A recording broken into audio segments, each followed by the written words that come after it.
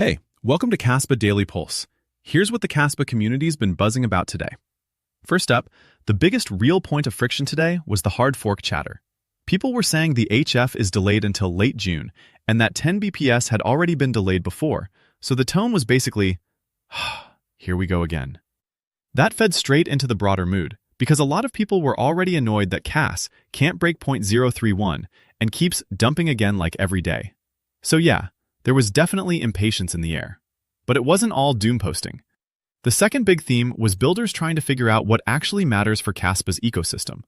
There was a pretty sharp debate around whether future v-progs could make tools like Kasplex and Igra obsolete, versus the counterpoint that those tools still matter right now because they make it easier for Solidity and Ethereum-style teams to move on to Kaspa without rewriting everything.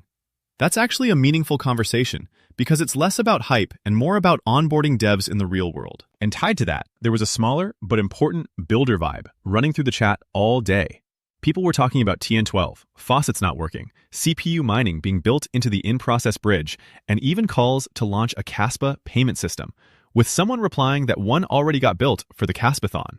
So the energy wasn't just when pump, it was also, okay, what are we actually building? Third big highlight, AI and Kaspa came up hard. Somebody pasted a breakdown of what AI agents supposedly need from a blockchain: ultra-low fees, high throughput, fast finality, reliability. But that same breakdown also said proof of work was a bad fit for AI agents.